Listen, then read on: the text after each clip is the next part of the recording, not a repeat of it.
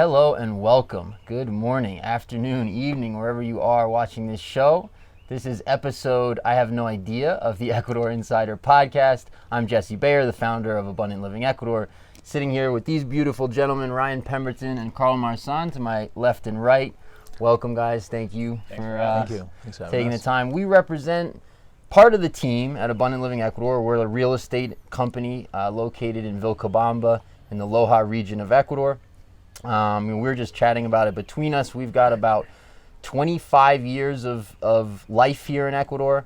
As a real estate company, of course, we have all those experiences, personal experiences, investment experiences. Two of us speak Spanish fluently, so we're, ingrained that way as well. So we're really in a position, I think, to bring you guys a lot of information, and that's the goal of this podcast. So welcome back. If you were with me years ago, we're getting this started back again. Hopefully this will be a weekly show. Excited to be here. Today's show, we're going to talk a little bit about the current situation in Ecuador, market conditions, talk a little bit about the COVID situation here and travel and how that's playing out. We'll probably get into investing, and other than that, we'll see where it goes. We just had an election here last night. Probably won't talk too much about that today. I need probably a few more days to gather my thoughts anyway. And there'll be a second round of that election coming up here in a couple of weeks. Exciting times here. We're actually sitting at Madre Tierra Resort and Spa. Beautiful hotel. Actually happens to be for sale here in Vilcabamba. You can see the mountains behind us. We're in rainy season right now, so it's really beautiful, green, lush. It's really the nicer time of year. All right, let's kick this off. So I would say, Ryan, do you want to jump into COVID and give them kind of that stuff, and we'll go from there? Yeah, sure. So I guess just starting out, my name is Ryan Pemberton. Started working for Abundant Living here back in November of 2020. Thank you, Jesse. Just helping kind of take over a lot of the real estate side of Jesse's business and leading up sales and marketing. So, a lot of people just recently have been asking me about what does it look like right now in Ecuador? Is COVID locking everything down? Are there travel restrictions? So on and so forth. And honestly, no. So Ecuador is open. You can fly into the country with a negative COVID test within 72 hours. And so you can fly into Quito or Guayaquil, and then all ground transportation is also wide open. So you have the van services, buses, you can rent cars, and so all of that is open. Flights as well into Loja. And then you have the domestic flights into Loja, and that would get you to Vilcabamba, obviously the quickest. So since we live in Vilcabamba, I'll just talk about that. Here in Vilcabamba, and everything is open. So we have restaurants that are open. All of the shops and tourist shops are all open. Some require masks. Others are just leaving it open, to you to make the decision that's right for you. So it's a bit more relaxed here. There aren't any, harsh restrictions currently in place. It was that case, early summer, at the height of COVID. Right now, we don't have an increase of cases. There isn't any sense of alarm here in Vilcabamba, and everybody is kind of back to their normal selves and good spirits. Got everybody playing their volleyball and, sports. I see people playing, teams are playing their soccer again and football, if you will. But right now it seems a bit more normal here in Vilcabamba than reports I've seen throughout the world, across the world, that kind of a thing. So great. And before I hand it to you, Carl, I'll just give my 2 cents. It's interesting because on the COVID situation, so Ecuador was really one of the first countries in Latin America anyway to close down in a certain way. But they've also had some of the least restrictions and been the quickest to open up, and travel got back to normal very fast. International flights have been flying, I don't remember when it started, but many months ago it started back. It was only not flying for a very short time. And at this point, there's essentially no restrictions in the country. So it's kind of interesting, at least to me, having picked here as a place to live, and me being personally a lover of freedom and all things related. I really appreciate living in a place where we've had a pretty good degree of freedom through this whole kind of thing. So Carl, please introduce yourself and chime in on COVID if you want. Sure. My name is Carl. I'm originally from Quebec, Canada, and I've lived here now for almost 10 years. So my family and I chose to live here for many reasons. The climate is wonderful. The cost of living is really low, and there's a beautiful community of expats here in Vilcabamba. And I started working with Abundant Living recently. I love it. It's really nice getting to explore Ecuador, visiting new properties and beautiful areas. And in terms of COVID, one thing that came to mind is here in Vilcabamba, people will notice, my parents, my in-laws came to visit, and in all the big cities, they noticed that everyone was wearing masks and was very strict about masks. Whereas here in Vilcabamba, it's a little more loose because we haven't had, according to the reports at least, there's been very few cases here in Vilcabamba, so people are a little more relaxed about the mask situation. And you'll see a lot more people, not necessarily wearing masks, which some of you might like that, some other people might not. But it's nice to have the freedom to be able to breathe fresh air and not have these restrictions. Yeah, I've noticed too in my travels that seems to be like countrywide. In the rural areas and the towns, people are much more relaxed about it. In the cities, it seems like there's a lot more fear about it, a lot more mask wearing. Even you see guys walking around in hazmat suits and all kinds of stuff like that. Whereas in the rural areas, it's you hardly notice it, other than a handful of people with masks and things like that. Cool.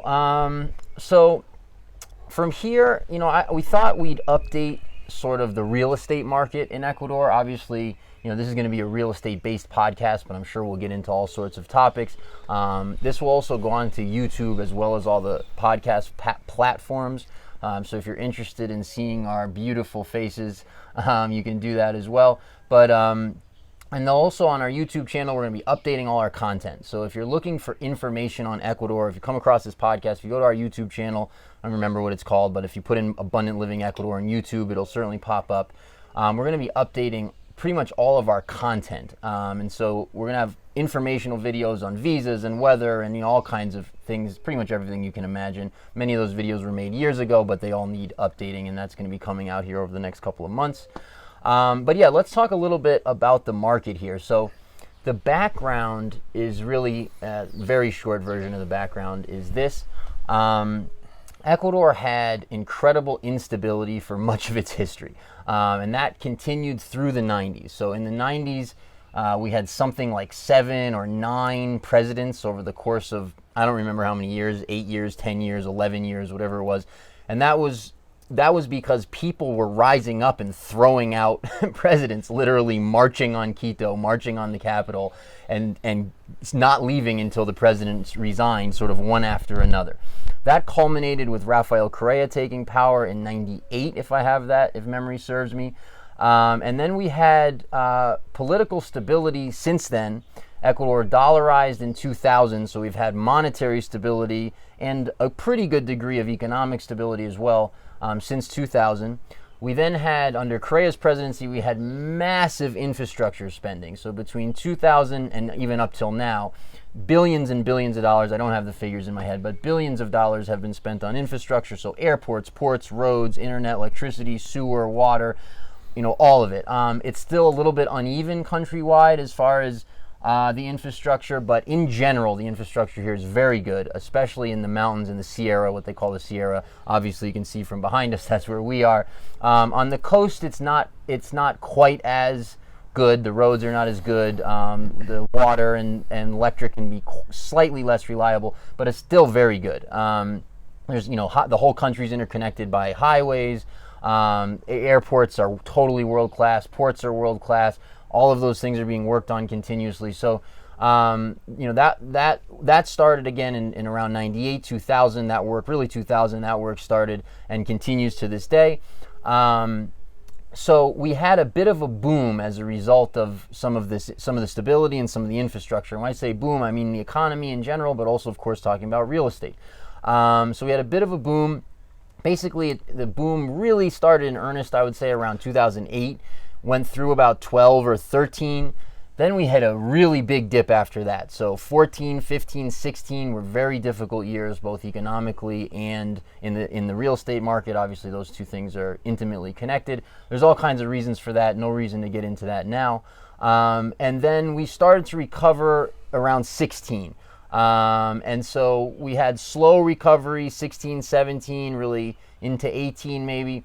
And then sort of 19, 20, again, we're sort of in this slow recovery. A lot of people not happy with the recovery, but from from what we see as a real estate company and in general, certainly we were not going down anymore and things had stabilized. So we're, okay market for those years. And then sort of with COVID and this whole situation, we've had a massive shift. And it really started even before COVID. I would say it started about a year before COVID. Ecuador started to get on the radar again internationally. Now, it's always been a popular place. I shouldn't say always, but for many years it's been very popular for retirees, for people just looking to live here. Those numbers have been steadily increasing, and Ecuador is always in the top of all those lists of best places to retire and all those sorts of things. But we saw sort of investor capital or investors sort of start to take Ecuador seriously again after some scary years. In 1920, around there, really started in the end of 18 or into 19, and even end of 17, you could argue, at the very beginning. And then when COVID hit, the trends changed again. So then we had Ecuadorians were leaving the city. This is probably a global trend, I would imagine, but Ecuadorians were leaving the city, moving to the rural areas. So we have really bad markets in the cities. Very hard to sell. Prices are not high in the cities. In the rural markets, all of a sudden, there's all this new demand that was not here, 2 years ago. And then the foreign demand has changed as well. So we've had, I think, a lot of people who maybe were considering a place like Ecuador, who maybe were on the fence about a move, maybe were on the fence about a lifestyle change.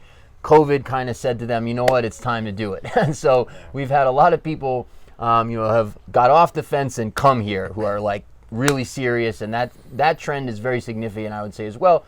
And then in addition to that, investor capital has started to be interested in Ecuador again over the last couple of years in a way they weren't before. Like in 14, 15, 16, what I would describe as high-end properties here, properties that are sort of like $500,000 or more, which again is not high-end for other places, but is high-end here, were very, very hard to sell. There wasn't much of a market there. That market is back now in a big way. We've now got investors coming in with real capital, looking for rural properties here. So that's sort of my take on the market. You guys have been in the thick of it now for a little bit. Do you guys want to add to that at all?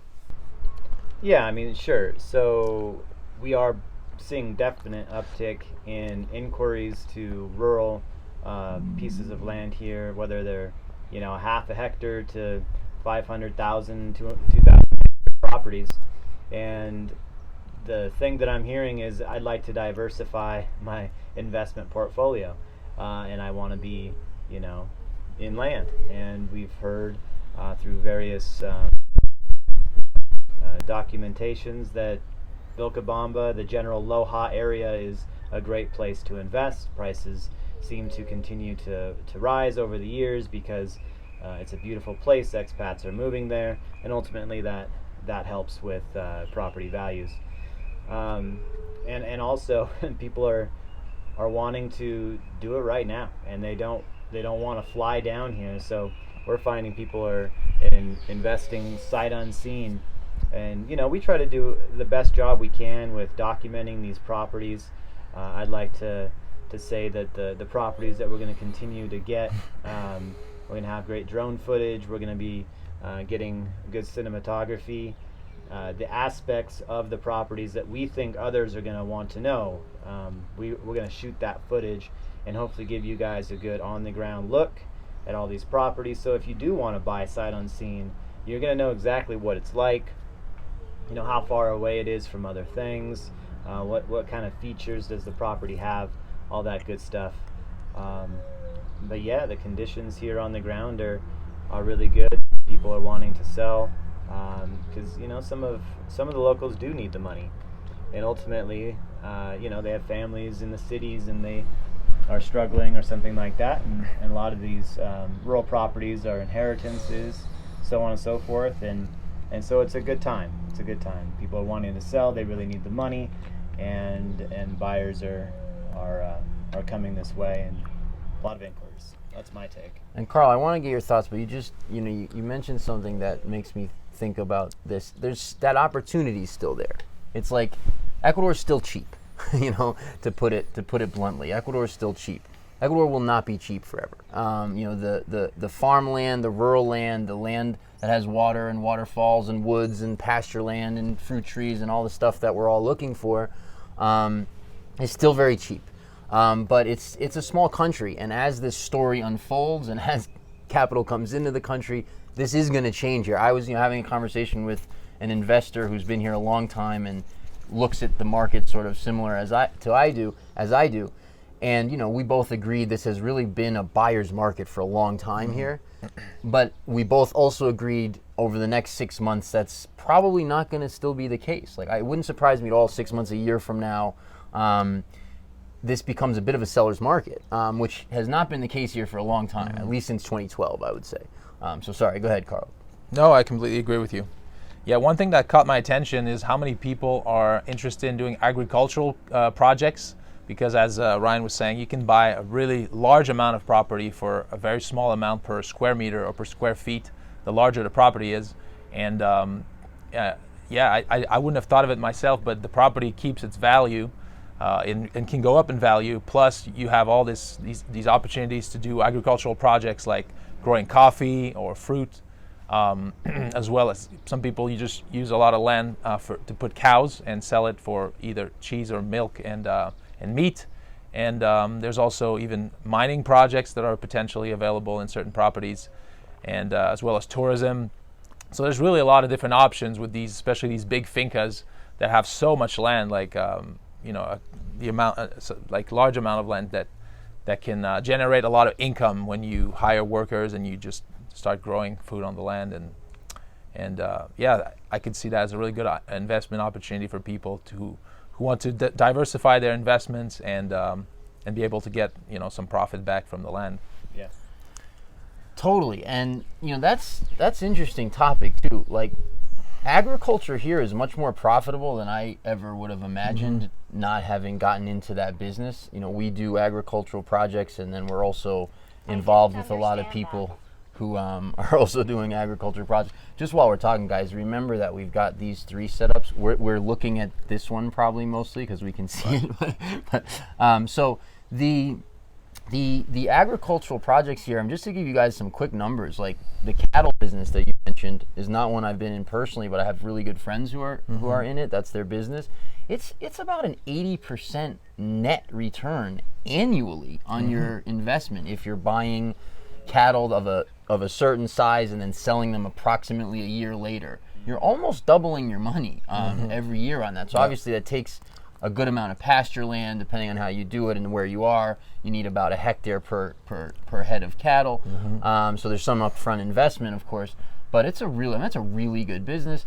I'm familiar with coffee and cacao, and we're actually just got into the watermelon business, and we're producing some tomate árbol, and we're producing honey, and like a lot of these businesses are very profitable, and that's just in the local market. If you get into exporting, of course, you increase margins, but there really is some interesting agricultural opportunities here. I thought when I got here that you weren't going to make any money on agriculture here because it kind of looks that way. Right. But as you actually analyze and get in the business, you realize that at scale, there's serious returns here in agriculture. Yep. Did you have something you want to add? No, I mean, the investing in organic agricultural projects right now is huge. There are a lot of people who have interest in superfoods and different stuff like that, and we have a good amount of properties within reach in the Zamora region, the Zumba region. They're in the Orient, right? So they're kind of a subtropical, tropical vibe, and a lot of these superfoods grow really well there. And if you can make investments into the local economy and the indigenous and stuff like that, you have a fantastic story. It's fair trade. You're helping the people, and you're bringing these really super nutrient dense foods to the world. I mean, dare I say Amazon, but I mean they've got a large reach. You can get yourself a large piece of land and start growing this stuff yourself, and make your own label. Partner with a distributor, and you're off. That's right. Couldn't agree more. And Ecuador needs that. Ecuador needs like ideas and capital to come and do things. And it's very welcomed, and it's very appreciated as well. Like, the economy here is fairly simple, and the labor market is not great. And so, if you can come here with a great idea and some capital to get started, you can absolutely both make a lot of money and help a lot of people as well. Who not only will you help them with jobs and things like that, but also like it gets things going. It gives people ideas. There's ancillary businesses that sort of come off of your business that people start. I've been an entrepreneur for a lot of years. I don't know how many, 15 years or something. And I was in New York, where is one of the best places in the world to do business, but also in a certain way has some of the least opportunities because it's one of the best places in the world to do business. Everybody's there doing business. Everyone's sort of jockeying for a position in whatever thing that they're trying to start or invest in. In Ecuador, I mean, I have ideas from 10 years ago that still no one's implemented. That the competition here is so much less. It's so ripe, and then again, you add in like the year-round growing season and no cold weather and a relatively friendly business climate. I mean, the red tape here is a pain. The bureaucracy is a pain, but Manageable. It's manageable, absolutely. But beyond that, it's a very friendly business climate. I mean, as a foreigner, you can buy and sell here through a power of attorney. You don't even need to set foot in the country. Exactly. You have all the property rights an Ecuadorian has. You have all the business rights an Ecuadorian has. You can open a corporation if you want and do business that way. It can be a foreign corporation. It's a relatively friendly place to operate in that way. And also culturally, people are totally accepting. There's no animosity. There's no like, hey, foreigner, you're coming in, gringo, you're coming in and like doing this. There just isn't any of that. The opposite. The opposite. It's the opposite. Yeah. People get thrilled at your ideas. It's like, wow, how didn't I think of that myself? But then they partner with you on it, and it's great. Exactly. No, it's cool stuff. It brings us. I guess we should talk maybe a little bit about pricing too. It's just in properties, we're talking about the market, of course, a bit. Again, I think, in my opinion, prices have not changed a great deal in the sort of 8 years I've been here. Carl's got a couple more years here than I have. They've gone up a bit in the country for sure over that time, sort of with inflation or maybe a little bit more. And then we've seen a more substantial increase over the last year or two. But again, we're kind of coming out of a boom when I got here, so we dropped a lot first before we started to come back up. So 2013 when I got here to now, prices are not all that different. We went, we kind of did this and then we came back and now we're maybe here type of thing. So let's jump in, we're talking about the market. Let's jump into prices here for a minute. Again, all this content you can find in our old blogs, you can find on the YouTube. It'll continue to get updated, but let's talk a little bit about prices. So, I've traveled all over this country. Obviously, we're focused here in the Southern Andes. I really feel, I think these guys agree with me, they live here, but, I really feel that this is the best part of the country to live in. It's incredibly safe. The weather's incredible. It's air and water, soil, air quality, water quality, soil quality, food, culture, people, all of it to me is like natural disasters. We don't have the volcanoes. Right. We're away from the coast. We don't have the earthquakes. We don't, the worst thing would be if you were driving a landslide, but that doesn't happen very often as well. So really, you have nothing no floods, no large rivers to flood. It's, you get yourself away from all of that. Yeah. So for those reasons, to me, this is the best part of the country to live in. It's also some of the least population density. Like on the coast in the north, there's a lot of people. In this region, it's still kind of old school too. It's still like things are still kind of done the traditional way. People still say good morning and buen provecho and all these sorts of things, which is not the case in other parts of the country. So to me, to live like this is where it's at, and this is where we do our business, and we work within basically 3 hours of Loja, so we cover a pretty big region. But that being said, I've also traveled the country. I just spent about 6 weeks on the coast exploring opportunities and properties up there. This is some of the cheapest beachfront on the planet. is some of the cheapest farmland on the planet.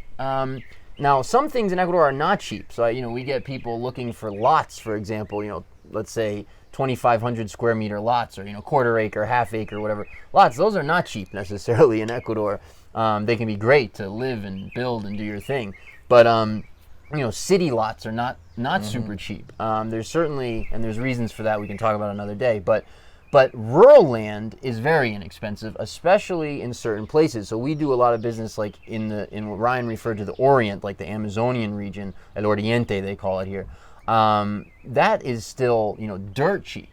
You can still find prices there, rarely, but once in a while you can find stuff for $1,000 a hectare, which is 2.5 acres. More often it's 2, 3, 4, 5,000 a hectare, but still, still very, very cheap. And this is beautiful, fertile, rolling, land. When you get in the more popular areas, Vilcabamba, Malacatos, the cities' prices are higher and can even be surprising to people how expensive they are, even to me. But then as soon as you get away from that and you get out into areas that there aren't as many people or sort of on the map internationally, and are hard to find still on the internet. Like, we're doing our best to get those properties listed and out there and show these areas, and we'll do better over the next period of time with that. But some of these places are still hard to find, and we work in all these places, like Gonzanama and like you mentioned Zamora and Zumba and all these places. These are amazing places to live and still very inexpensive. Yeah. So what else do we want to talk about? Let's see. We covered a little bit of investing, a little bit of the market. I don't know. Do we want to wrap? Do we want to? Well, I've got something to say. A lot of people have been reaching out and asking about purchasing property, like right now, but sight unseen, and they kind of are asking, what does the sales process look like if I don't want to fly down there and I can't sign in front of a notary there? Can I still buy property? And the answer is yes. It's quite simple.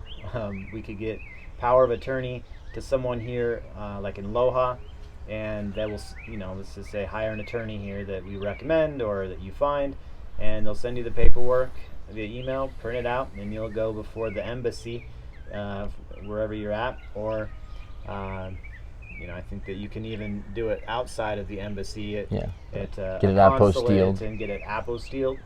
And so there's two ways right there, and they're very straightforward. You'll have to DHL that paperwork back to us, but then we could move to closing within, in Loja depends, but a week or two. So things can move really quick here. There isn't an official due diligence process here. Things in Ecuador are much different than in the United States or Canada with regards to purchasing real estate, but so a lot of people have been asking that, and the answer is of course you guys can buy sight unseen, and that process is very straightforward, simple, and we can help guide you through it for sure. One more topic that comes to mind, since we have the time here, there's really some interesting dynamics and decisions I think that people need to make when they're moving to Ecuador, when it comes to where do I live. Now, obviously, of course, there's other regions which we probably won't talk about much, but there's the coast and there's Quito and there's other places that are interesting. But at least in our region, a lot of people are sort of confronted with this decision between, do I want to live where foreigners live, which is mostly Vilcabamba, and like have that community and be close to town and that sort of thing, or do I want to like go explore and get like a big, beautiful property somewhere further out, but that maybe doesn't have a lot of English speakers in the area, maybe doesn't have that community necessarily that you're looking for. I don't know, Carl, you've been here longer than either of us. Describe for our listeners, describe Vilcabamba. Like, what do you think is the good and bad here? What do you like about it? What's the community like? Yeah, and that's a decision that we had to think about as well. With my family, we considered moving to the jungle, the Oriente. We actually bought a little piece of property out there.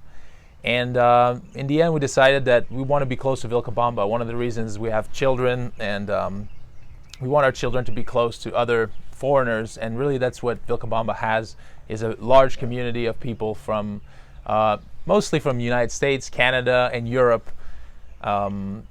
I would say maybe we're up to like 10% maybe a little more than 10% of the local community is foreigners now. So that's one of the reasons. I mean, to have other people that speak English, to have other people that are from the same culture, that you can, do different things with. That's one thing, the community, I would say. The climate here is known as the best in Ecuador. The climate is really amazing. Some people say some of the best climate in the world. Best in the world, I'd say. Yeah, it really explored everywhere in the world, but yeah. Yeah, it really never gets phenomenal. it really never gets cold, and when it does get hot, it's not uncomfortably hot, at least for me. And he's French Canadian. Yeah. French Canadian from exactly. So the weather is really nice, and there is a rainy season. There's 2 seasons, the dry and the rainy season, but it really doesn't rain like that much. You expect, like in the Caribbean, the rainy season is like pouring every day. Here, like by 6 p.m. it'll start drizzling and it will rain overnight, and by the morning it doesn't rain anymore. That's usually how it goes.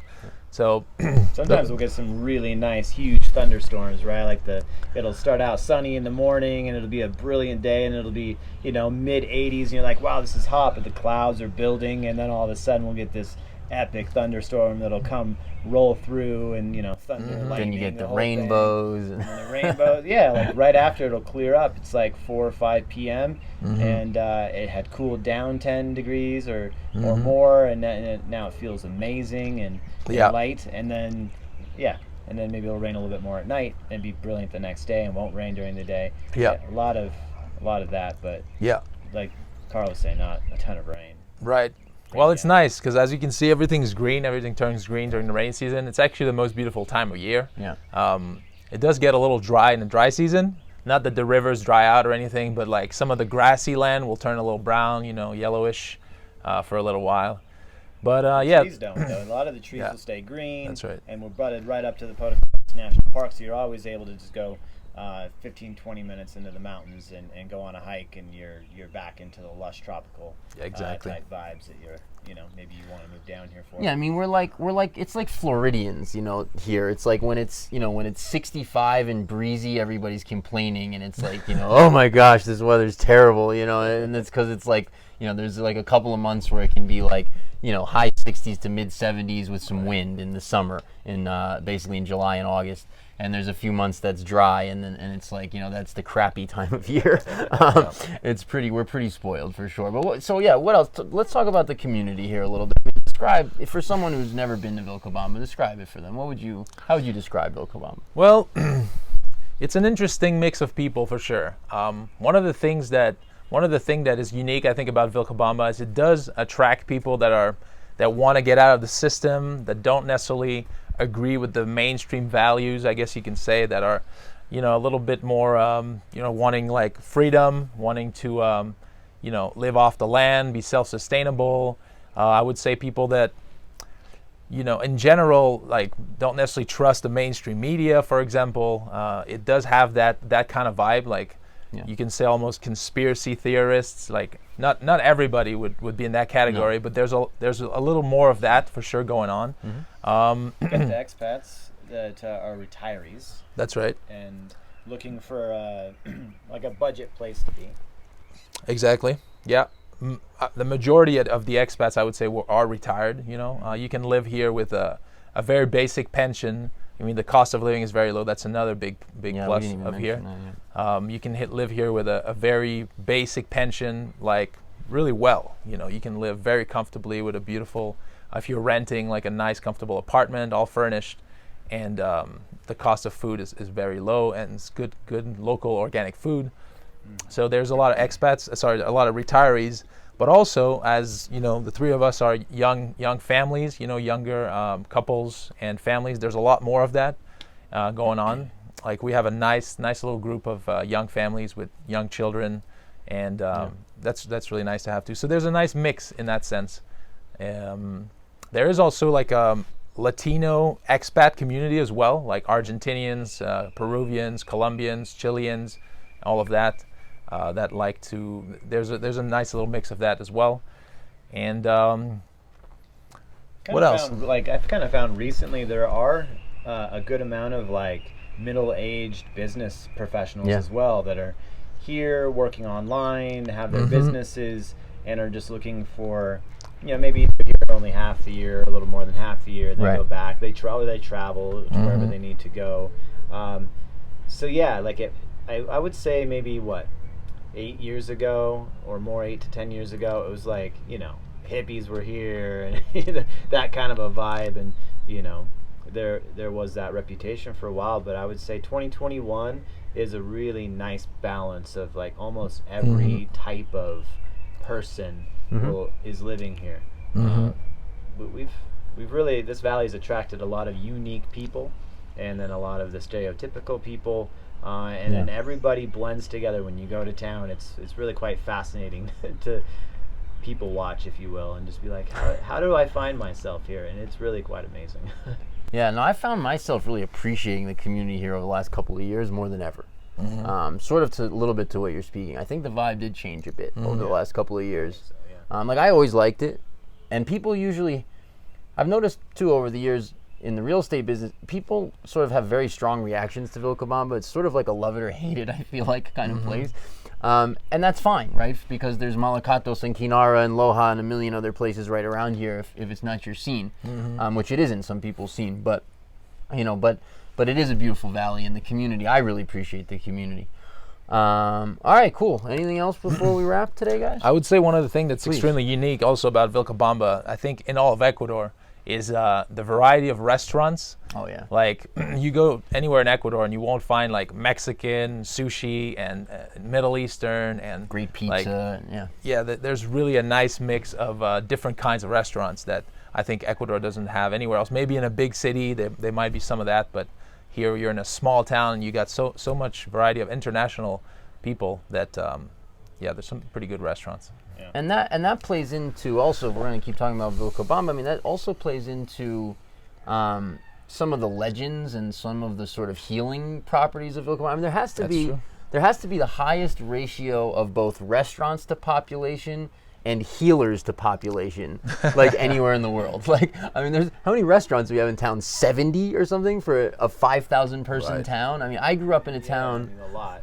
Yeah. 70s is pushing it. I don't know if it is. Like, somebody put out a list a while back, and it was like triple what I thought it was. But anyway, who knows? But I start thinking about it now. Maybe, yeah. because there's all these little hole-in-the-wall places and hotels and like, Yeah. But I mean, I grew up in a tiny town in rural Vermont that had like maybe 6,000 or 8,000 people. I think we had one restaurant, when I was a kid.